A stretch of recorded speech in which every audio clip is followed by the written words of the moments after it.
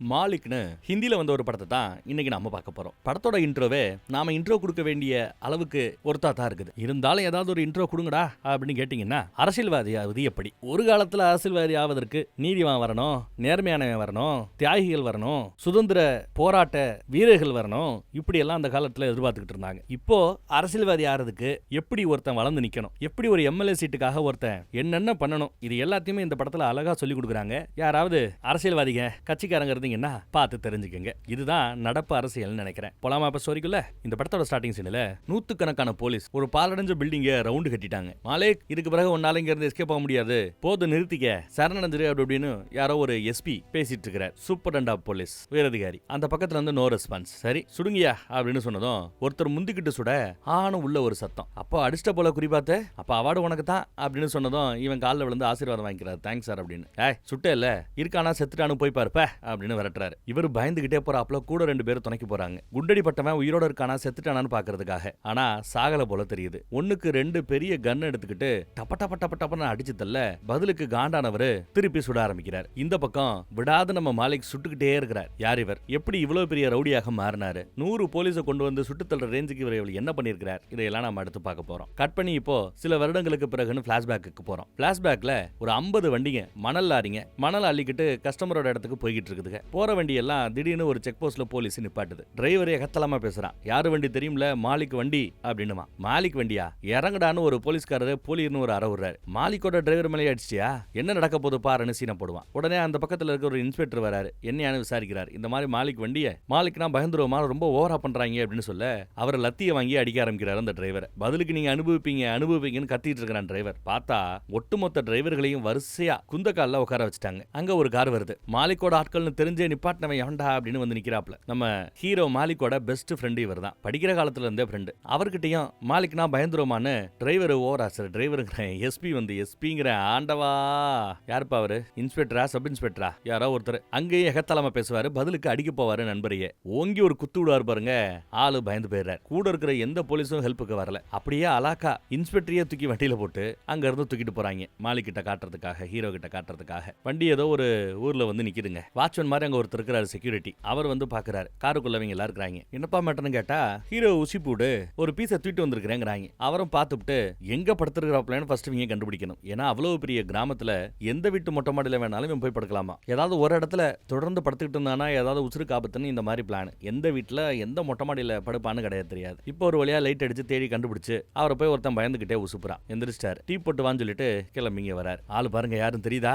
எவ்வளவு படத்துல காமெடியை நான் பார்த்திருக்கிறோம். இந்த படத்துல ஒரு சீன்ல கூட காமெடி கிடையாது. முழுக்க முழுக்க எல்லாம் ஆக்ஷன் தான், வில்லத்தனம் தான். வந்து உட்கார ஸ்டைலே வேற மாதிரி இருக்குது. படுத்துட்டு இருக்கும்போது கூட துப்பாக்கியோட தான் படுத்து கிடக்கிற ரேஞ்சுக்கு வாழ்க்கை. இன்ஸ்பெக்டர் அப்படியே கீழே உட்காந்துருக்கிறார். மன்னிச்சிரு, புள்ளக்குட்டி 2 புள்ள இருக்குது, அனாதை ஆயிடும் அப்படி இப்படின்னு கெஞ்சி பாக்குறாரு. இவரு எப்பவுமே எந்த செக் பாயிண்ட்ல எங்களை நிப்பாட்டவே மாட்டாங்க. நீ ஏன் நிப்பாட்டாம பல தடவை விட்டுருக்கிற, இப்ப எதுக்கு புதுசா நிப்பாட்டுற? அப்போ எங்க கிட்ட காசு வாங்கிட்டு வேற எவனுக்கும் நீ விசுவாசமா இருக்கிற. யாருக்கு விசுவாசம் இருக்கிறேன் நண்பர் விசாரிக்கிறார். சந்திரசேகர்னு ஒருத்தவரா, அவர்கிட்ட தான் விசுவாசமா இருக்கிறேன். அவர் கொஞ்சம் பணம் கொடுத்தாருன்னு தான் இந்த மாதிரி ஆசைப்பட்டு பண்ணிட்டேன் அப்படின்னு சொன்னதும் என்ன விட்டுருங்கன்னு கெஞ்சுவாப்ல. இவங்க எல்லாம் சிச்சிட்டு இருப்பாங்க. மலைக்கு என்ன எதுவும் செஞ்சிடாத மலைக்கு, நீ என்ன சொன்னாலும் நான் செய்வேன் மலைக்கு, நான் மலைக்கு ப்ளீஸ் ப்ளீஸ் அப்படின்னு கெஞ்சிக்கிட்டு இருக்கிறான். எச்சியை துப்பி அதை கூட நீ முழுங்க சொல்லு, நக்க சொல்லு, நக்கிறேன் அப்படிங்கிறாப்ல. அதை கேட்டது நம்மால என்ன நினைச்சான்னு தெரியல. எங்க துப்பு நக்கு அப்படிங்கிறார். இவன் முழிக்கிறான். மறுபடியும் பா துப்புப்பா நக்குப்பா அப்படிங்கிறார். வேற வழி இல்ல, உசுர காப்பாத்தணுங்கிறதுக்காக எச்சியை தரையில துப்பி அதையே நான் கல நக்கிறார். இதை பார்த்து மாலிக் உட்பட சுத்தி இருக்கிற எல்லா பேரும் பயங்கரமா கக்கப்புக்கன்னு சிரிக்கிறாங்க. ஒரே ஆமணமா போயிடும். ஒன்ஸ் மோர் கேட்கிறாரு. மறுபடியும் துப்பணும் நக்கணும். இது பார்த்தாலும் ஷூவை நக்கிறதுக்கு பக்கத்துல வர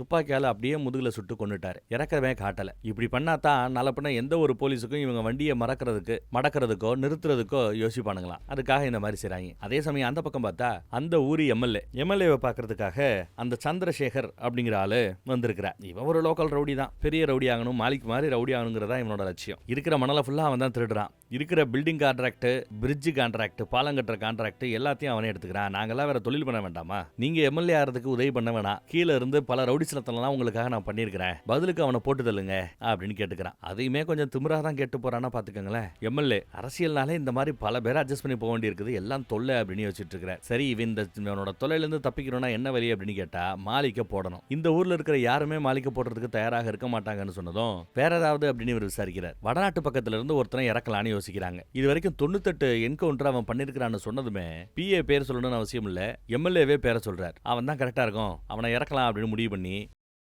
அவரை இறக்கிட்டாங்க. அவரும் சார்ஜ் எடுத்து வந்துட்டாரு. வந்ததும் முத வேலையா நம்ம மாலிக்கோட வீட்டை தான் சோதனை போடுறாரு. வீட்டில் இருக்கிறது அப்பா அம்மா இருக்கிற எல்லாத்தையும் எடுத்து போட்டு குலைச்சி எடுத்துட்டு இருக்காங்க. அம்மா வந்து அம்மாவை சத்தம் போடுறாங்க. அடுத்து மாடியை விசாரிக்கணும்னு மாடி பக்கம் போய் ஒவ்வொன்றா பார்த்துட்டு இருக்க. ஒரு ரூம்குள்ள மட்டும் இந்த ரூம்குள்ள மட்டும் வேண்டாம் ப்ளீஸ் ப்ளீஸ் ப்ளீஸ்னு அப்பா கெஞ்சினாலும் கேட்காம உள்ள போறாங்க. உள்ள போனா மாலிக்கோட பொண்டாட்டி இருக்கிறா. உன் புருஷன் நிறைய பாவம் பண்ணிட்டு இருக்கிறான், அவனை போட்டு தள்ளுறதுக்கு தான் அந்த மாதிரி வந்திருக்கிறேன். 98 என்கவுண்டர் பண்ணிருக்கிறேன். உன் பையனை உன் புருஷனை 99ஆவதோ 100ஆவதாவோ ஆக்கிடாத அப்படின்னு ஒரு மிரட்டலை போட்டுவிட்டு ஆசீர்வாதம் பண்ணி விட்டு போறாரு. ராத்திரி பார்த்தா யாரோ கதவை தட்டுறாங்க. யாருன்னு பயந்துகிட்டே இவ கதை திறக்கிறா. வெளியில இருக்கிறது புருஷன் தான், மாலிக் தான். உடனே கட்டி பிடிச்சிக்கிறா. நடந்த மேட்டர் எல்லாம் சொன்னதும் பயபிள்ளைக்கு கோவம் வரும்ல. இருந்தாலும் அதையெல்லாம் தாண்டி நான் பாத்துக்கிறேன், நீ பயப்படாத, சும்மா போலீஸ்காரங்க மிரட்டத்தான் செய்வாங்க, நான் பாத்துக்கிறேன் அப்படிங்கிறா. சரி கொஞ்சலாமே குடும்பம் நடத்தலாமேன்னு போனா அதுக்குள்ள கீழே இருந்து அப்பா சத்தம் போடுறாரு, தீபக் அப்படின்னு. ஆமா, தீபக் தான் உண்மையான பேரு. மாலிக்னு தன்னோட பேரை இவர் மாத்திக்கிட்டதுக்கான காரணத்தை பின்னாடி பார்க்கலாம். கீழே வந்து அப்பா கிட்ட பேச ஆரம்பிக்கிறார். அப்பாவும் முதல் தடவை போலீஸ் வீட்டுக்குள்ள வந்திருக்குது, எதுக்குடா வம்பு, நாளை பண்ண உன்னை சுற்றுவாங்கடா, வேணாண்டா அப்படின்ற. அம்மா அழுகுது, அதெல்லாம் ஒன்னும் ஆகாது, நான் பாத்துக்கிறேன், போலீஸ் நம்ம வீட்டுக்குள்ள வந்தது இதுவே கடைசியாக இருக்கும், நான் கேரண்டின்ட்டு காலில் விழுந்து ஆசீர்வாதம் வாங்கிட்டு போறேன். மாலிக்கே காலில் விழுந்ததுனால பின்னாடியே ஒட்டுமொத்த குரூப்பும் காலில் விழுந்து ஆசீர்வாதம் வாங்கிட்டு போகுது. அடுத்து பார்த்தா ஒரு ஸ்கூலை காட்டுறாங்க. ஸ்கூல்ல ஒரு பையனை போலீஸ்காரர் ஒருத்த பாதுகாப்போட ஒரு பையன் இருக்கிறான். லைட்டா பேசி கொடுத்து பையனை அப்படியே வண்டியில ஏத்திடுறாங்க இவங்க. அந்த போலீஸ்காரர் இவங்களை தடுக்கக்கூடிய அளவுக்கு சக்தி வாய்ந்தவர் இல்ல, பயந்து ஓடுறாரு. யாரை தூக்கி இருக்காங்க தெரியும்ல, நம்ம எஸ்பியோட பேரனை தூக்கி இருக்காங்க. மேட்டரை கேள்விப்பட்டு எஸ்பி படு கோவமா வராரு. எதுக்கு 10 பேர் நிப்பாங்க போலீஸ்காரங்க. யாரா என் பேரனோட பாதுகாப்புக்காக டியூட்டில இருந்தது, எவன்டாவே அப்படின்னு கேட்டது. இவர் பதறிக்கிட்டு பின்னாடி போக இவன் தானே தெரிஞ்சு போயிடுது. அடி அடின்னு அடிக்கிறார், லத்திய பிடிங்க எல்லாம் அடிக்கிறார். பயங்கர கூத்தாகுது. வேணா சார்னு அந்த போலீஸ்காரர் அழுகிறார். அதே சமயம் நிறைய வண்டி இங்க உள்ள வருது. என்னடான்னு பார்த்தா நம்ம ஹீரோவே இங்க வரார், மாலிக்கே இங்க வரார். என்ன தேடிட்டு இருக்கீங்களாமே, நான் பாக்கணுங்களே, வீடெல்லாம் முகுந்திருக்கீங்க, அதான் நானே உங்களை பாக்குறதுக்காக நேர்ல வந்திருக்கிறேன்றாப்ல. என் பேர எங்கடா அப்படின்னு கேட்பாப்ல. இதோ சேஃபா இருக்கிறாருன்னு பேரனை கொண்டு வந்து இறக்கி விடுறாங்க. என் குடும்பத்து மேலேயே கை வைக்கிறியா அப்படின்னு கேட்கும்போது இதை நான் கேட்கணும். என் வீட்டுக்குள்ள புகுந்தது நீ, என் பொண்டாட்டியை அள வச்சது நீ பண்ண சேட்டைக்கு கழுத்து அறுத்து போட்டு விட்டுருப்பேன், ஏதோ பாவமேனு விட்டு போறேன், இது வார்னிங், நெக்ஸ்ட் டைம் வார்னிங் எல்லாம் கொடுக்க மாட்டேன் பாத்துக்கோ அப்படின்னு மிரட்டுறாரு. கட் பண்ணி இந்த பக்கம் பார்த்தா சந்திரசேகரை காட்டுறாங்க. ஏதோ பாலம் கட்டுற ஒரு கான்ட்ராக்ட் டெண்டர் பொதுவாக என்ன பண்ணுவாங்கன்னா நியூஸ் பேப்பர்ல போடுவாங்க, எல்லாருக்கும் தெரியப்படுத்துவாங்க, இந்த மாதிரி பாலம் கட்டுறதுக்கு டெண்டர் ரிலீஸ் பண்றோம், விருப்பப்படுறவங்க வந்து இவ்வளவு பட்ஜெட்டுக்கு நீங்க கட்ட முடியும்னு நீங்க அப்ளிகேஷன் போடலாம்னு. இந்த தடவை அந்த மாதிரி பப்ளிக்கா டெண்டர் வரவே இல்லை. ஏன் வரல அப்படின்னா நம்ம பையன் உள்ள புகுந்து தன்னோட அடியாள் பலத்தை காட்டி மிரட்டி அந்த டெண்டரை பொதுவெளிக்கு வரதுக்கு முன்னாடியே பிடிங்கிட்டார் போல. அங்க வேலை பார்க்குற ஒரு கிளர்க்கு பொதுவெளிக்கு வந்திருந்தா நான் காசு பார்த்திருக்கலாம், எல்லாத்தையும் மிரட்டியே பிடிங்கிறாங்க அப்படின்னு புலம்பிட்டு இருக்கிறேன். ஏதாவது செய்ய வேண்டியதானையா அப்படின்னு சந்திரசேகர் ஏத்தி விட்டா நான் என்ன செய்ய முடியும், நீங்க ஏதாவது செய்யுங்க, நான் கூட இருந்து சப்போர்ட் பண்றேன், அவ்வளவுதான் முடியுங்கிறான். இப்ப அந்த பாலம் கட்டுற வேலை எல்லாத்தையுமே ஒரு பினாமி பேரை வச்சு தான் நம்மளால பண்ணிட்டு இருக்கிறான் போல. அந்த பினாமியோட பேரை போட்டு கொடுத்துறான் இந்த கிளர்க்கு. அடுத்த நொடி ராஜசேகர் சுமார் பானா சினிமா தியேட்டர் பக்கம் அவர் வந்திருக்கான்னு தெரிஞ்சுக்கிட்டு அந்த இடத்துக்கு போய் அவரை தூரத்துல இருந்து கரெக்டா குறி பார்த்து சுடுறான். கூட்டம் கலைஞ்சு ஓடும். அப்புறம் பக்கத்துல வந்து சுடுறான். பினாமியை கொண்டுட்டான். இப்ப மாளிகைக்கு கோவப்படு வர மாட்டாரா? ஒட்டுமொத்த பேர் இப்ப ஒரு மீட்டிங்காக இருக்கிறாங்க. நம்மால அந்த எம்எல்ஏவை பார்க்கணும்னு சொல்லிட்டார் போல. எம்எல்ஏக்கு நியூஸ் வருது, ஐயோ அந்த சந்திரசேகர் சும்மா இல்லாம ஏதாவது பண்ணி தொலைஞ்சான், கடைசியில ஏன் தலை உருளுது, அவனை கொஞ்ச நாள் எங்கேயும் நாள் வேணா வெளியில வர வேணாம்னு சொல்லுங்கன்னு சொல்லிவிட்டு மீட்டிங்கை கூப்பிட்டுருக்கிறதுனால தனியா போறதுக்கு பயந்துகிட்டு அங்க ஒரு பழைய தாதா இருக்கிறாரு, ரிட்டையர் ஆன தாதா. அந்த தாதாவை உதவிக்கு கூட்டிட்டு வராப்ல. தாதா யாருன்னு பார்த்தா தெரியுதா, இவர் தான் ரிட்டையர் ஆயிட்டாப்ல. ஒரு காலத்துல இவரை பார்த்து எல்லாம் பீதியில திரிவாங்களாம். அவர் வரார். நம்ம மாலிக் பார்த்ததுமே காலில் வந்து ஆசீர்வாதம் வாங்கிட்டு, நீங்க கொடுக்குற செல்லத்துல தான் இவங்க எல்லாம் ஆடுறாங்க, உங்களுக்கு தான் மரியாதை, கூட இருக்கிற இந்த வண்டு சுண்டுகளுக்கு எல்லாம் மரியாதை இல்ல. யோ எம்எல்ஏ, அது எப்படியா 98 என்கவுண்டர் பண்ண ஒருத்தன் கரெக்டா நம்ம டிபார்ட்மெண்ட்ல நம்ம தொகுதிக்கு வந்து நிக்கிறான், அதுவும் கரெக்டா வந்த முதல் நாளே என் வீட்டுக்கு வந்து நிக்கிறான், நீ தானே எல்லாமே பண்றது அப்படின்னு கேட்டா, சேச்சா நான் அப்படி இல்ல, கவர்மெண்ட் அப்படி பண்ணுச்சுன்னா நான் என்ன பண்ண முடியும்னு பச்சை போய் சொல்றாரு. யாய் உன் தயவுல தான் இந்த சந்திரசேகர் ஆடுறாங்கிறது எனக்கு தெரியும், நடிக்காதையா அப்படிங்கிறாப்ல. பிரச்சனையோட ஆரம்பமே நீதாண்டா அப்படிங்கிறாரு தாதா. என்ன தாதா சொல்றீங்கன்னு நம்ம ஆளு கேட்பான். ஆமா, பொதுவா ஒரு பாலம் கட்டுறது, பில்டிங் கட்டுறது அப்படின்னு டெண்டர் வெளியில வரணும், பொதுவெளிக்கு வரணும். அப்படி பொதுவெளிக்கு வந்தாதான் எல்லா பிசினஸ் மேன்களுமே போட்டி போடுவாங்க. என்னால இவ்வளவு பண்ண முடியும்னு அப்ளிகேஷன் போடுவாங்க. அந்த இடத்துல வந்து பலத்தை காட்டி எல்லாரையும் விரட்டி விட்டுவிட்டு அந்த கான்ட்ராக்டை நீ எடுத்துக்கிட்டா பரவாயில்ல. கான்ட்ராக்டர் பொதுவெளிக்கு வர்றதுக்கு முன்னாடியே நீ அதை புடுங்கிறதுங்கிறது அதுதான் இங்க பிரச்சனை. அதை சரி பண்ணு அட்வைஸ் போட்டுட்டு இருக்கிற. நெக்ஸ்ட் டைம் இந்த மாதிரி பேசிட்டு இருக்க மாட்டேன்னு லைட்டா மிரட்டி விட்டுட்டு தான் போறாப்ல நம்ம ஹீரோ. அதுவும் பாருங்க சும்மா இல்ல, இந்த துப்பு கொடுத்தது யாரு, அந்த கிளர்க்க போட்டுட்டானா. அடுத்து சந்திரசேகரையும் போட்டுருவேன்னு மிரட்டுறாரு. எம்எல்ஏவோ, இந்த வயலை வளர்த்து விட்டது நீங்க தான், அன்னைக்கு தேவையில்லாம நீங்க அப்படி பேசிருக்க கூடாது அப்படின்னு சொல்ல, இவன மாதிரி ஒருத்தன் வேற யாருமே இங்க கிடைக்கிறதுக்கு வாய்ப்பு இல்லடா, அப்பேற்பட்டவன்டா, அவன உங்களால எதுவும் செய்ய முடியாதாங்கிறாரு தாதா. பிளாஷ்பேக்கு போறோம். பிளாஷ்பேக்ல பார்த்தா காலேஜ் படிச்சிட்டு இருக்காங்க. நம்ம ஹீரோவும் ஃப்ரெண்டும் ஒன்னா தான் ஸ்போர்ட்ஸ்ல எல்லாம் இருக்கிறாங்க, விளையாடுறாங்க. இப்ப கூட பாருங்களேன், ஒன்னா தான் விளையாண்டுட்டு இருக்காங்க. மொதல் பாஸ் பண்ணி கரெக்டா கோல் எல்லாம் போடுறாங்க. அடுத்து ரெண்டாவது கோலுக்கு போகும்போது பாஸ் பண்ணுன்னு ஃப்ரெண்டு கேட்டா பாஸ் பண்ணாம நேரா எடுத்துக்கிட்டே போறான். சரி தானே அடிச்சு பேர் வாங்கணும்னு நினைக்கிறானோ அப்படின்னு யோசிச்சா கடைசியா பக்கத்துல போய் அடிக்கிறாப்ல ஒரு ஆக்டிங் போட்டதும் கோல் கீப்பர் எகிரி குதிச்சு விழுந்துறாரு. இப்ப நல்லா ஓப்பனா இருக்குது, அடிச்சா ஜெயிக்கலாம், ஆனா ஜெயிக்காம பால காலுக்கடியிலேயே வச்சுக்கிட்டு வம்புக்குனே தோத்துட்டாப்ல. எதிர் அணி ஜெயிச்சிருச்சு, ஆனாலும் ஜிரிக்கிறான். என்னடா அப்படி பண்ணிட்டு ஃப்ரெண்டு கேட்டா, என் பொண்டாட்டி இந்த மேட்ச்ல தோக்கணும்னு கேட்டுக்கிட்டா, எதை கேட்டாலும் கொடுத்துருவேன், தோத்துட்டேன் அப்படின்னு அசால்ட்டா பேசிட்டு இருக்கிறேன். அப்புறம் அந்த காலேஜுக்கு ஸ்பெஷல் கெஸ்டா நம்ம தாதா தான் அப்ப வந்திருக்காரு போல. பிளாஷ்பேக்ல தாதாவோட ஸ்பீச்சை கேட்கறதுக்காக நம்ம ஆட்கள் எல்லாம் ஓடியாராங்க. இவனும் ஓடியாருவான். அவர் எழுச்சியோட பேசுவார். என்ன மாதிரி நீங்களும் மாற முடியும், உங்க ஒவ்வொருத்தனையோட நெஞ்சிலையும் என்ன பாக்குறேன், அப்படி தட்டி எழுப்புனா போதும், அப்படி இப்படின்னு பயங்கரமா பேசிட்டு இருக்கிறாப்ல. உணர்ச்சி மிகுதியில நம்ம பையன் இருக்கிறான், பொங்கிட்டு இருக்கிறான். இதெல்லாம் கேட்டு வீட்டுக்கு வந்தா ஹீரோவோட அப்பா தான் முதலாளி கூட பேசிட்டு இருக்கிறாப்ல. முதலாளி பேரு மாலிக். ஏய், நம்ம மாலிக் முதலாளி வந்திருக்கிறாரா, காலில் விழுந்து ஆசீர்வாதம் வாங்கிக்கடா அப்படின்னு சொல்லும்போது, நீங்க வேணும்னா உங்க மாலிக் முதலாளி கிட்ட ஆசீர்வாதம் வாங்கிக்கங்க, நான் எல்லாம் வாங்க மாட்டேன்னு சொல்லிட்டு வந்ததும் வளர்ப்பு சரியில்லையேன்ட்டார் போல முதலாளி. இங்க வந்து பொண்டாட்டியா கொஞ்சலான்னு பார்த்தா கரெக்டா தீபக் அப்படின்னு அப்பா கூப்பிடுறாரு. கீழே இறங்கி வரான். ஏண்டா, காலில் விழுந்து ஆசீர்வாதம் வாங்கினா உனக்கு என்னடா குறைஞ்சா போகுது, பல வருஷமா அவர்கிட்ட வேலை பார்த்துட்டு இருக்கிறேன், நாளை பின்ன உனக்கு கூட யாருக்கு தெரியும் அவர்கிட்ட வேலை கிடைக்கலாம், அவர்கிட்டயே நீயும் வேலை பார்க்கறாப்புல இருக்கலாம் அப்படின்னு பேசும்போது, காலகாலத்துக்கு நீங்க கொத்தடிமையா கிடங்க, நான் அப்படி கிடக்க மாட்டேன்னு சொல்லும்போது போலியர்னு அறிஞ்சு போடுறாரு. பயங்கர கோவம் வரும். அப்பாவை திருப்பி அடிக்க முடியும், அடிச்சா அது பிள்ளைகளுக்கு அழகு இல்ல. அதனால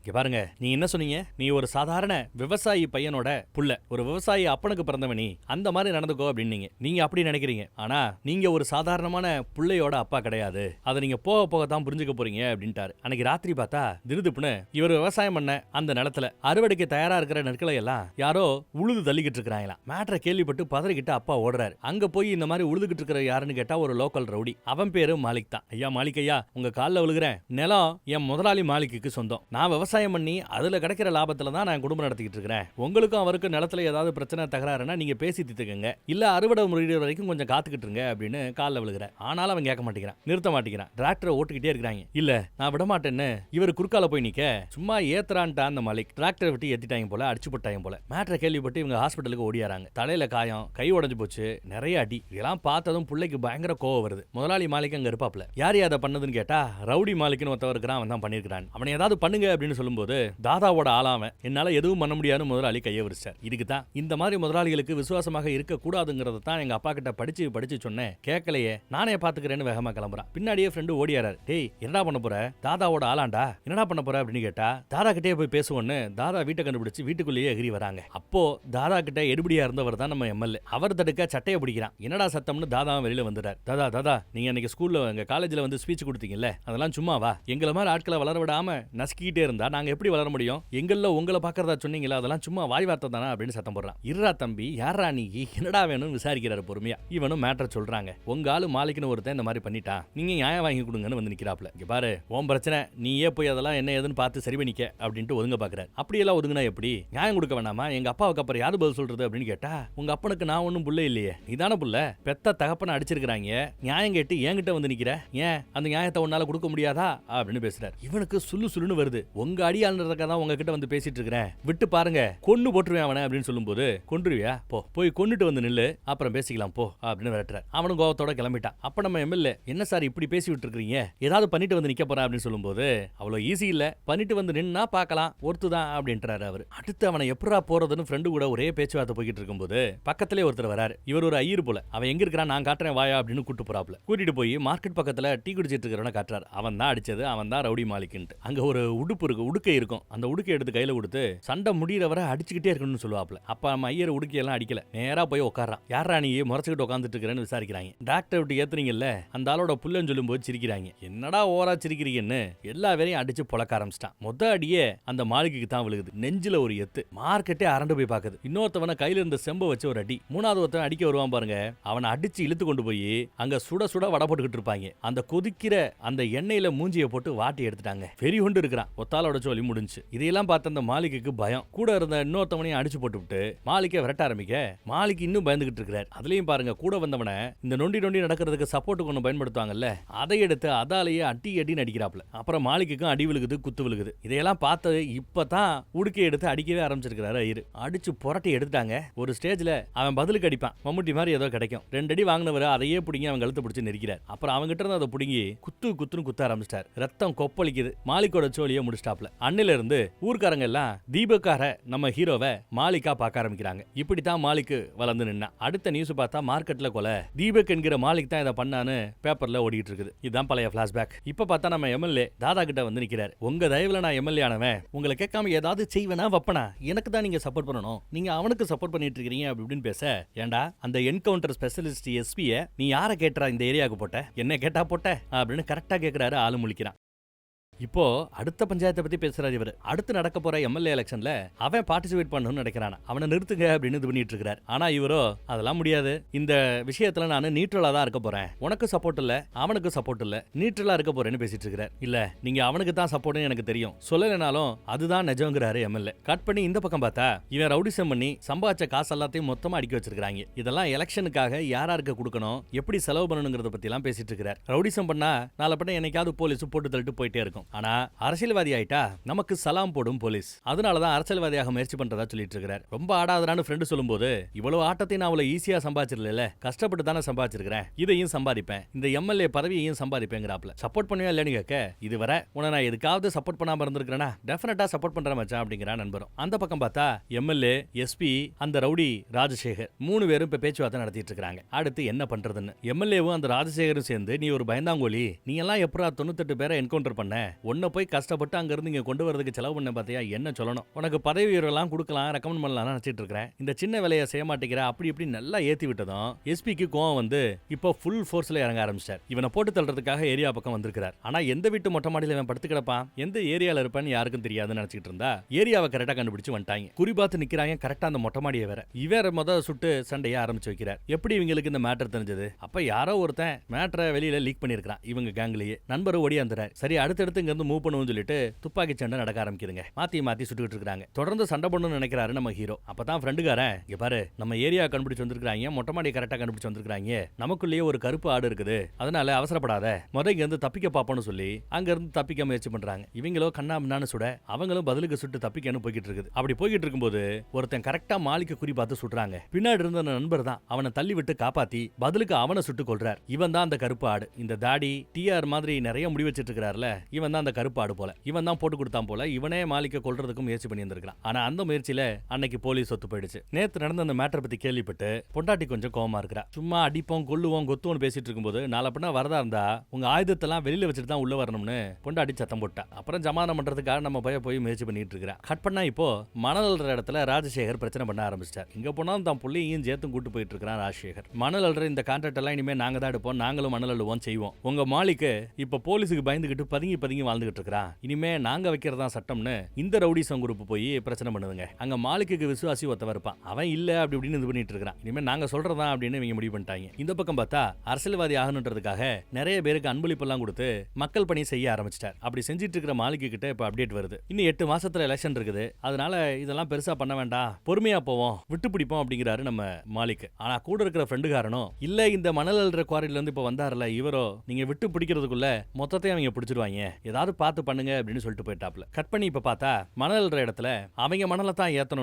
அவங்க ஆட்கள் தான் இப்ப ரவுடிசம் பண்ணிட்டு அங்க டேபிள்ல உட்காந்து வேலை பார்த்துட்டு இருப்பாங்க கேட்ல. மாலிக்கு வந்துட்டான்னு தெரிஞ்சதும் ஒட்டுமொத்த டிரைவரை இறங்கி ஓடி போயிட்டாங்க. கேட்ல உட்காந்து அதிகாரம் பண்ணிக்கிட்டு இருந்த ராஜசேகரோட ஆளு மாலிக்க பார்த்ததும் பயந்து தெரிச்சு ஓடுறாங்க. எல்லா பக்கம் ஓடுறவங்கள தேடி தேடி நம்ம ஆட்கள் போட்டுக்கிட்டு இருக்காங்க. இந்த ஆளு தப்பிச்சோம் பொழைச்சோம்னு தெரிச்சு ஓடிக்கிட்டு இருந்தவன் ஒரு கட்டத்துல போலீஸ் வந்ததுமே ரொம்ப தில்லா, இப்ப வாங்கடா பாக்கலாம் அப்படின்னு சீன போடுறாப்ல. ஆனா பின்னாடி மாலிக்கு வந்ததை பார்த்ததும் போலீஸ் வண்டி எடுத்துட்டு கிளம்பிடுச்சு. இவன் அவ்வளவுதான் முடிஞ்சு போச்சுன்னு முடிவு பண்ணிட்டாங்க. எஸ், அந்த அடியால போட்டு முடிச்சாச்சு. கட் பண்ணா ஒரு குத்துப்பாட்டு. மணல் குவாரி நம்ம ஹீரோ வசம் வந்துடுச்சு இப்போ மறுபடியும். ஆனா தாதா கூட்டு விட்டுருக்காரா, மாத்தி மாத்தி ஒருத்தர் அடிச்சுக்கிட்டு சண்டை போட்டுட்டு இருக்காங்க என்ன கூட்டு விட்டுருக்காரு. தாதாவோட வீட்லயே வச்சு 4 பேருக்கு நடுவுல பஞ்சாயத்து. ஹாயா உட்காந்து சாப்பிட்டுட்டு இருக்கிறான் நம்ம ஆளு. சாப்பிட்டுட்டு முடிச்சு கை ஈலம் கழுவுன பிறகு பேச ஆரம்பிக்கிறான். பிரச்சனை நான் ஆரம்பிக்கல, ஆரம்பிச்சது இவங்க தான், மணல் குவாரியை பிடிச்சது இவங்க தான், என் ப்ராப்பர்ட்டியை பருப்படியும் நானே எடுத்துக்கிறேன் அவ்வளவுதான் அப்படின்னு சொல்லி அடுத்து டெசர்ட் ஐஸ்கிரீம் சாப்பிட ஆரம்பிக்கிறாங்க. பின்னாடி ஃப்ரெண்டும் கெத்தா சாப்பிட்டு தான் இருக்கிறாப்ல. இந்த இடத்துக்கு அவ்வளவு ஈஸியா வந்துடல, ஒவ்வொரு படியிலையும் கஷ்டப்பட்டு முயற்சி பண்ணி வந்திருக்கிறேன், இவனை மாதிரி பிச்சை எடுத்து வரலன்னு பக்கத்துல இருக்கிற ராஜசேகரை காட்ட, ராஜசேகர் யாரடா பிச்சை எடுக்கிறேன்னு சொல்லிட்டு பிரச்சனை பண்ண வராங்க. 2 பேரும் கழுத்தை நெரிச்சு பிடிச்சிட்டு இருக்காங்க. விடு விடுன்னு சொல்லும் போது விடல, விடுறா நான் சொல்றேன்டா, தாதா சொல்றேன்டா விடுறா அப்படின்னு சொல்லும் போது, இங்க பாருங்க இந்த பிரச்சனையில தயவு செய்து நீங்க தள்ளி நில்லுங்க, ஏதோ நீங்க கூப்பிட்டீங்களேன்னு மரியாதை நிமித்தமா இங்க வந்தேன், அவ்வளவுதான் என்னால பண்ண முடியும், இனிமே இது எல்லாத்தையும் நடத்துறது நான், எல்லா முடிவுகளையும் எடுக்கிறது நான், என் முடிவுக்கு ஒத்து வந்தா வாங்க, இல்லையா மூடிட்டு போயிட்டே இருக்கணும் அப்படின்னு ஒரு வார்த்தை விட்டாங்க. யாருகிட்ட பேசுறேன்னு ஞாபகம் இருக்குதான்னு கேட்க, நீங்களும் ஞாபகம் வச்சுக்கோங்க, நீங்க பேசிக்கிட்டு இருக்கிறது மாலிக் கிட்ட அப்படின்னு. நான் எலெக்ஷன்ல நிக்கத்தான் போறேன், ஜெயிக்கத்தான் போறேன், உங்களால முடிஞ்சதை பண்ணிக்கங்க இப்படி பேசி விட்டு போயிட்டான். தாதா இவனுக்கு தான் சப்போர்ட்டா இருக்கிறாப்ல, இவ்வளவு பேசின பிறகு இனிமே எப்படி சப்போர்ட்டா இருப்பாரு, டேய் அந்த பையலோட சோழியை முடிங்கடா, என்ன உதவியா இருந்தாலும் நான் பண்றடா அப்படின்ட்டாரு. அவன் போன பிறகு எவ்வளவு கூத்தாய் போச்சு பாருங்க. இந்த பக்கம் பார்த்தா நம்ம ஹீரோவோட வீடு, ஹீரோவோட கிராமம், அவனோட ட்ரேட் அசோசியேஷன், அவன் கண்ட்ரோல்ல இருக்கிற மார்க்கெட்டு, குவாரி அப்படின்னு எல்லா இடத்துலயுமே போலீஸ் மஃப்டியில பாதுகாப்புக்கு அங்க இருக்கிறாங்க. எங்க இருந்து சுடுவாங்கன்னே தெரியாது. மாலிக் மாளிகைக்கு சொந்தமான ஆட்கள் யாரா இருந்தாலும் சரி, டிரைவர்ல இருந்து மேனேஜர் உட்பட எல்லா இடத்துலயும் அவங்க தான் இருக்கிறானுங்க. அந்த மாதிரி ஆட்களை போய் கொல்றாங்க. இப்ப கூட பாருங்களேன், குவாரியில இருந்து உதவி பண்ணிட்டு இருந்தார்ல, அந்த ஆளை தேடி தேடி விரட்டி கொல்றான் ராஜசேகர். எங்க பார்த்தாலும் ஆட்களை கொண்டு போட்டுக்கிட்டு இருக்காங்க. இதெல்லாம் கேட்ட நம்ம ஹீரோவுக்கு காண்டாகுது. அந்த பக்கம் ராஜசேகருக்கு ஒரு மாதிரி கெத்து கூட்டிகிட்டே இருக்குது. இவங்க ஓடி ஒளிய ஆரம்பிச்சிட்டாங்க. இப்போ ஒரு இடத்துல இருக்கிறதுல, ஒரு கிராமத்துல இருக்கிறதுல ஓடி ஒளிஞ்சிட்டு இருக்காங்க. இதுல பசங்கள்லாம் வேற புலம்பிட்டு இருக்காங்களா. போலீஸ் ராஜசேகர் கேங்கெல்லாம் இப்ப செமி ஆட்டோமேட்டிக் வெப்பன்ஸ் எல்லாம் பயன்படுத்திட்டு இருக்காங்களா. நாம இன்னும் பழைய கைத்துப்பாக்கியை வச்சு பயன்படுத்திட்டு இருக்கிறோம், மேனுவலா பயன்படுத்திட்டு இருக்கிறோம் ஃப்ரெண்டு. அப்ப நம்ம ஹீரோ யோசிப்பான், அவங்க செமி ஆட்டோமேட்டிக் தானே வச்சிருக்காங்க, பாதி தானே ஆட்டோமேட்டிக், நாம ஃபுல்லி ஆட்டோமேட்டிக் வெப்பன்ஸை இறக்குவோம் அப்படின்றதும் பசங்க குஷி ஆயிட்டாங்க. உடனே டெல்லியில மும்பைல இருந்து லாரியில வந்து இறங்குதுங்க. எல்லாம் ஃபுல்லி ஆட்டோமேட்டிக், டப்ப சுடும். 47 56 என்னென்னமோ பேசுறாங்க. நம்ம ஹீரோ இந்த 2 கன்ல எது நல்லா இருக்கு, எனக்கு ஷூட்டா இருக்குன்னு கேட்டு வாங்கிக்கிறாரு பாருங்க. மொத்த கன்னையும் எடுத்துட்டாங்க. ஃப்ரெண்டு வேற ஏத்துவார். இதையெல்லாம் பண்றதுக்கு பின்னாடி பார்த்தா ஏதோ ஒரு பயங்கர மூளை இருக்கிறாப்ல தெரியுதுன்னு. சரி, எம்எல்ஏ தான் அந்த மூளையா இருக்கும், எம்எல்ஏவை போடலான்னு ஃப்ரெண்டு. இல்ல வேற ஒருத்தரை போடணும் அப்படின்னு வேற ஒரு இடத்துக்கு மாலிக் பசங்களை கூட்டிட்டு வரார். எங்கடா கூட்டு வந்திருக்கான்னு பார்த்தா தாதாவோட வீட்டுக்கே கூட்டு வந்திருக்கான். ஏய் மாலிக், என்னடா இங்க கூட்டு வந்திருக்கிறேன்னு கேட்க கண்ணா பின்னான்னு சுடணும். இதுவரை இந்த ஏரியால இந்த மாதிரி ஒரு சம்பவம் நடந்தது இல்லைங்கிற ரேஞ்சுக்கு நடக்கணும் அப்படிங்கிறாப்ல. வெளியில செக்யூரிட்டி அது இதுன்னு எல்லா பேரும் பார்த்து சிரிக்க எல்லாரையும் போட்டு தள்ள ஆரம்பிக்கிறார். செக்யூரிட்டிக்கு 10 பேர் இருப்பாங்க. எல்லாரும் கூடயும் சண்டை, துப்பாக்கி சூடு. சவுண்ட கேட்டுட்டு அந்த பக்கம் தாதா எந்திரிச்சிடறார். பொண்டாட்டி எங்கேயோ ஓடி போய் ஒளிஞ்சுக்க சொல்றாரு. முத்தியும் பார்த்தா கீழ இருந்து சுட்டுட்டு இருக்கிறது இவன் தான். மேல இருந்து ஜன்னல்ல இருந்து பாக்குறாரு. துப்பாக்கி எடுத்தவன் தாதாவையே சுட ஆரம்பிக்கிறான். ஒளிஞ்சுக்கிறார் அவர். அப்புறம் மறுபடியும் மாத்தி சுட்டு தள்ளிக்கிட்டு இருக்காங்க. அட்டிச்சு சுடுறாங்க பாருங்க. அப்படியே குண்டு மலை பொழிஞ்சுக்கிட்டு இருக்குது. எல்லா பேரோட சோழியும் முடிஞ்சு போச்சு. பொண்டாட்டி எங்கேயோ ஒளிஞ்சிட்டு இருக்குது போல. அதை பத்தி நமக்கு காட்டுறது இல்ல, ஒண்ணும் இல்ல. அப்புறம் ஒரு வழியா கடைசியா தாதா எங்கன்னு தேடிட்டு இருக்கும்போது மழை பெய்ய ஆரம்பிச்சிருச்சு. மலையில கரெக்டா துப்பாக்கியோட இருக்கிறார். எதுக்கு இவன் வரான், துப்பாக்கியோட இருக்கிறார். ஆனாலும் அவர் சுடல. இவன் துப்பாக்கியை தூக்குவான். டேய், உங்க அப்பா மாதிரி நானு, எனக்கு எதிரா துப்பாக்கியை தூக்குறேன் அப்படின்னு இவர் துப்பாக்கி கீழே போட்டு சுடுறா இந்த கிழவனை வேணா சுட்டுக்கடா அப்படிங்கிறாப்ல. இவன் துப்பாக்கி எடுத்து நெத்தி பொட்டுல வைப்பான். ஆனாலும் சுடுறதுக்கு மனசு இல்லாம துப்பாக்கியை கீழே இறக்கிடுவான். சுட முடியல, அதான் தாதாங்கிறது அப்படின்னு சொல்லிட்டு திரும்ப வர பாருங்க. டப்புன்னு கழுத்தை பிடிக்கிறாங்க. கழுத்தை பிடிச்சு கொஞ்சம் கொஞ்சமா நெரிச்சு சம்பவ இடத்துலயே அந்த தாதாவை கொலை பண்ணிடுறான். அப்புறம் வேற எங்கேயோ ஒளிஞ்சு வாழ்ந்துட்டு இருக்காங்க. திடீர்னு பார்த்தா பொண்டாட்டி தேடி கண்டுபிடிச்சு வந்துட்டான். தூங்குறவனை உசுப்பி விட்டதும் அவனுக்கு சந்தோஷம். ஒய்ஃபை பார்த்ததும் என்னன்னு கேட்டா, இதெல்லாம் வேண்டாம், எல்லாத்தையும் விட்டுரு, எங்கேயாவது போயிடலாம் அப்படின்னு கூப்பிடுறா. இப்போ ஓடி போனா மாலிக் பயந்து ஓடி போயிட்டு தான் சொல்லுவாங்க, எனக்கு அந்த கெட்ட பேர் வேண்டாம் அப்படிங்கிறாரு நம்ம மாலிக். இவ எவ்வளவு சொன்னாலும் அவன் கொஞ்சம் தாங்கிட்டே இருக்கிறான். பொதுவா பொண்டாட்டி என்ன சொன்னாலும் கேட்பான். இந்த தடவை லைட்டா தான் திமிர்றான். ஒரு கட்டத்துல அவ இங்க பாரு, நம்ம 2 பேர் இருந்த வரைக்கும் பரவாயில்ல, இப்ப 3ஆவதா ஒரு உசுறு வந்துருச்சுன்னு சொல்லும் போதுதான் அவன் முழிக்கிறான். அப்புறம் தான் உரைக்குது. பிரெக்னண்டா இருக்கிறதா சொல்ல ரொம்ப சந்தோஷப்படுறான். எல்லாரையும் கூப்பிட்டு அந்த சந்தோஷமான செய்தியை சொல்றான். போலீஸ் சொல்லி போகல, அதிகாரிங்க சொல்லி போகல, அந்த ரவுடிங்க சொல்லி போகல. ஆனா நீ சொல்லிட்டல, இப்ப போலாம் வா அப்படின்னு அங்க இருந்து சிட்டி பக்கம் கூட்டிட்டு போய் அழகா ஒரு பெரிய பங்களால தங்க வச்சு ராணி மாதிரி தன் பொண்டாட்டிய பாத்துக்கிறான். ஒன்னா ஊர் சுத்தி ஜாலியா இருக்கிறாங்க ஒரு 4-5 நாள். சிறப்பா போச்சு. பிரெக்னண்டா இருக்கிற பொண்டாட்டிய தாங்குன்னு தாங்கி எல்லாம் சிறப்பா செஞ்சுட்டாங்க. கடைசியா அந்த பொண்டாட்டி கேட்கறா, இன்னும் கொஞ்ச நேரத்துல அவ கிளம்ப போறா போல. நான் கிளம்புறதுக்கு முன்னாடி ஒரு வார்த்தை, பேசாம எல்லாத்தையும் விட்டுட்டு பேசாம போலீஸ் கிட்ட போய் சரணடைஞ்சிறேன். 1 வருஷமோ 2 வருஷமோ ஜெயில இருந்துட்டு வெளியில வர போறேன். அப்படி வரும்போது நாம ஃப்ரெஷ்ஷா ஆரம்பிக்கலாம். இப்போ வேண்டிய அளவு பணம் சம்பாதிச்சாச்சு, புகழ் சம்பாதிச்சாச்சு, பேரை சம்பாதிச்சாச்சு. அதுக்கு பிறகு நீ ஸ்ட்ரைட்டா எலெக்ஷனை வேணா பண்ணு, அரசியல்வாதியை வேணா ஆயிக்க, ரவுடிச்ச மட்டும் வேண்டாம் அப்படி இப்படின்னு பேசி கன்வின்ஸ் பண்ண அவனும் சரின்னு ஒத்துக்கிட்டாங்க. அடுத்த நொடி பார்த்தா போற வழியில மறுபடியும் இதே மாதிரி டிஸ்கஷன் வருது. ஒரு பாலத்துல நின்னவங்க பேசிட்டு இருக்காங்க. மறுபடியும் ரொம்ப ஆணித்தரமா இந்த மாதிரி சரணடையணும் அப்படி இப்படின்னு பேச சரின்னு ஒத்துக்கிறான். பொண்டாட்டியை ஒரு வண்டியில இங்க இருந்து அனுப்பிச்சு வச்சிட்டாங்க. அப்புறம் ஃப்ரெண்டு கிட்ட டேய் நம்ம எல்லாம் சரணடைய போறோம்டா அப்படின்னு சொன்னதும் எல்லாருக்குமே ஷாக்கா இருக்குது. ஆனாலும் எவனும் எடுத்து பேசல. அவ்வளவு லாயலா இருக்காங்க. வண்டியை நேரா எங்க விட்டுருக்காங்கன்னு பாருங்க, கோர்ட்டுக்கு விட்டாங்க. கோர்ட்டுல நீதிபதி கிட்ட போய் சரணடையலாம் முடிவு பண்ணிட்டாங்க போல. பொண்டாட்டி பேச்சுக்கு இவ்வளவு அடிமையா நீ இருக்க கூடாது அப்படிங்கிறான் நண்பன். கல்யாணம் பண்ணி பாரு,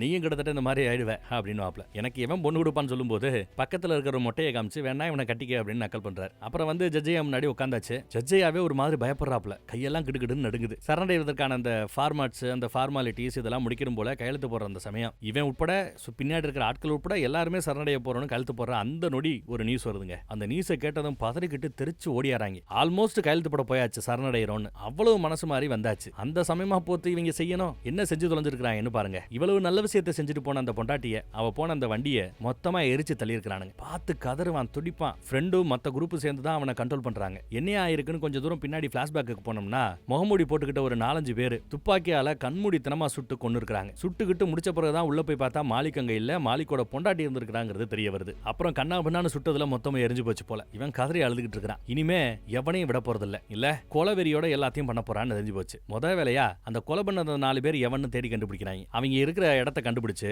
உள்ள போனவன் எல்லா பேரையும் அடிச்சு தர இழுத்துட்டு வரான். பின்னாடி நம்ம நண்பர் ஒரு 2 பேரை இழுத்துட்டு வரார். மொத்த பேரையும் முண்டி போட்டு நிப்பாட்டியாச்சு. அடுத்து எப்படி அவங்கள கொல்ல போறான்னு பார்த்தா அட்ட டைம்ல எல்லாரோட கழுத்துலயும் சுருக்க மாட்டி ஒரே இழுல 4 பேரையும் மேல ஏத்துறாங்க. அப்படி அவனை ஏத்தும் போது அவன் முகத்துல பாருங்க எவ்வளவு ஆக்ரோஷத்தை அழகா காட்டுறான் பாருங்க. ஆக்ரோஷம் கூட இருக்கும்போது கூடயே கொஞ்சம் அழுகையும் காட்டணும்னு டைரக்டர் கேட்டிருப்பார் போல. ஒரு பக்கம் ஆக்ரோஷம் கோபம், இன்னொரு பக்கம் அழுக வருத்தம் கவலை, மொத்தத்தையும் முகத்துல அவ்வளவு அழகா நடிப்புல காட்டியிருக்கான் பாத்தீங்களா. இந்த ஒரு காட்சிக்கு நான் இவனுக்கு ஃபேன் ஆயிட்டேன்னு சொல்லலாம். அவ்வளவு அழகா நடிச்சிருக்கிறார்.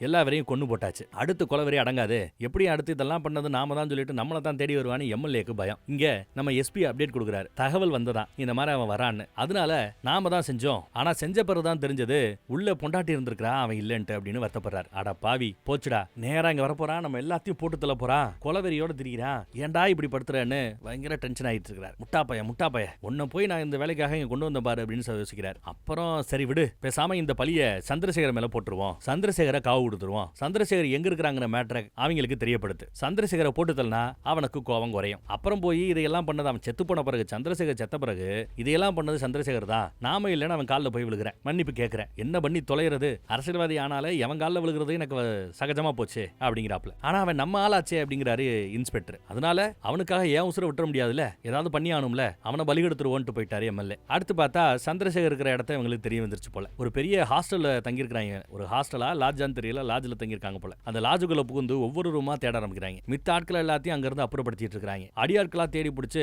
கொலை பண்ண ஆரம்பிச்சிட்டாங்க. இவங்க பயங்கரமா அங்க சுட்டுக்கிட்டு இருக்க நம்ம ஆளு கேண்டீன் பக்கம் வரான். கேண்டீன் பக்கம் பார்த்தா துப்பாக்கி எடுத்து சுட ஆரம்பிக்கிறான். சந்திரசேகர் இருக்கான், இங்கதான் ஒளிஞ்சிட்டு இருக்கான் போல. நம்ம ஆளு சண்டைக்கு போக 2 பேரும் மாத்தி மாத்தி அடிச்சுக்கிட்டு முத துப்பாக்கி 2 விழுந்துருச்சு. அதுக்கு பிறகு கை சண்டை தான். சும்மா சொல்லக்கூடாது, ராஜசேகர் நல்லா தான் சண்டை போடுறான், கிடக்கிறதெல்லாம் வச்சு அடிக்கிறான். நம்ம மாலிக்கு ஈக்குவலா சண்டை போடுறான்னு சொல்லலாம். பயங்கரமான சண்டை, ஒருத்தன் சலச்சவையிலங்கிற ரேஞ்சுக்கு அடிக்கிறானுங்க. அடிச்சு ஒரு கட்டத்துல கிச்சன் பக்கம் உள்ள வந்தே விழுந்தாச்சு. விழுந்தவன் எந்திரிக்கிறக்கே திணறிக்கிட்டு இருக்க, எந்திரிச்சு நிப்பாட்டி மூஞ்சில குத்துன்னு குத்துறாங்க. மூக்குலாம் குத்தி பேக்கறான். யாரு? சந்திரசேகர். அவ்வளவுதான், அடி வாங்கி சித்துருவான்னு நினைச்சா அடுத்த அடி மேல அடிக்க வரும்போது கையை பிடிக்கிறார். அப்ப பலம் இருக்குது. பலம் இருந்தும் பொண்டாட்டி செத்து போன அந்த வேதனைக்காகத்தான் 4 அடி வாங்கிட்டு இருக்கான் போல. அப்புறம் இறுக்கி பிடிச்சு பதிலுக்கு இவன் குத்துல அவ்வளவுதாங்க, முடிஞ்சு போச்சு. ராஜசேகரோட சோழி முடிஞ்சு போச்சு.